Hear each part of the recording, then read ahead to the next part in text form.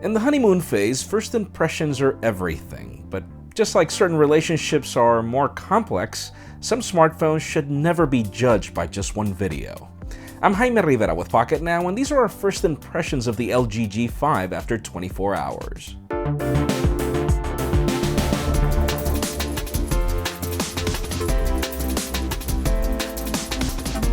The LG G5 is unlike any other smartphone we've reviewed in years.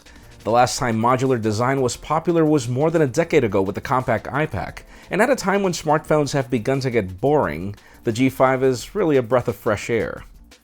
Instead of having you choose between great design and expandability, LG tries to solve both with the G5, though that really has proven to be good and bad. When you pick up the phone for the first time, it doesn't really feel as cold as the average phone made of metal. There's much controversy over LG's choice for materials, but it's really hard to complain about the microdiced treatment used on this metal as well. Antenna lines have never been popular, and LG has found a way to hide them within the treatment, and also in certain corners that make it hard to detect within the chamfer. My real only complaint is with the manufacturing finish. The chamfer tends to feel rough when held with one hand, and elements surrounding the release button are also rough given the lack of alignment. We praise LG for being creative, but wonder if more polish was needed in the manufacturing process. We'll dig deeper into the topic in our full review. Setting the G5 up for the first time is standard. LG's boot animation remains unchanged. Restoring from our existing phone applications was a breeze, and this is one of the few phones that allows setting up more than one fingerprint during the setup process. 147 applications loaded in record time thanks to the Snapdragon 820 processor and 4 gigs of RAM, and then we're greeted by LG UX 5.0. This is probably one of the most polarizing changes, and mainly because the implementation needs work. I actually don't mind not having an app tray, but I wish Android were smart enough to restore my folders along with my applications.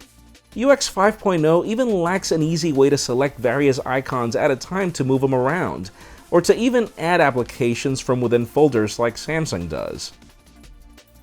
I also haven't found a way to switch which screen I want to default as home, making it more iOS-like than I really would want it to be. And for those of you that just want to restore the app tray given the LG video we saw recently, well, it seems that that's not part of this AT&T unit.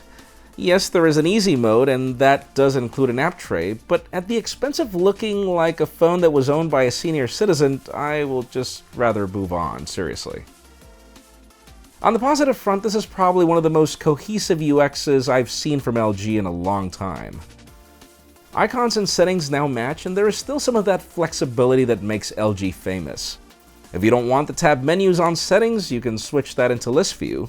If you don't want that sliding animation between home screens, you can choose other ones. And if you don't want the arrangement of your navigation keys, you can also switch them however you want and even add more navigation keys as well. The keyboard continues to be as customizable as always, but I had to revert to SwiftKey because sadly multilingual support on this UX is rather funky. The keyboard now always suggests words that are from the wrong language, oddly. The screen is a very interesting change as well. If you judge by comparing to the LG G4, you'd say that it's dimmer because at 50% it does seem to be so, but this screen is actually able to go up to 900 nits when fully lit. Notice the blacks on the border of the screen make it seem like if this was an AMOLED panel, so it might seem that you just need to boost up the brightness a little bit more when compared to previous phones from LG. And speaking of changes, there is this new always-on display that actually brings a very interesting approach to notifications through icons. Yeah, it's not Nexus-like with details, nor as elegant as Samsung, but I do find the icon approach to be more usable. I'm also really liking the power button mounted at the back with the fingerprint scanner. At first we thought that you would require to press the button to actually activate the fingerprint scanner, but no, the button is actually capacitive, meaning that once the phone is powered on, all you have to do is touch the button and it'll unlock your phone and turn on the display.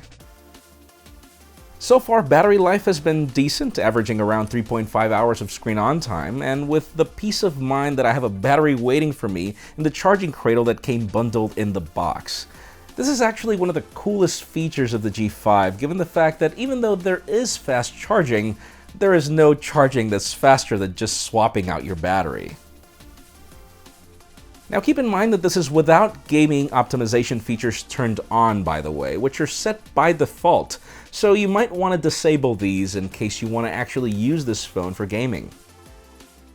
And as for the camera, well, this is an LG and camera performance is awesome. Amazing photography during low light and also during the day, and this wide-angle camera has become my new favorite feature.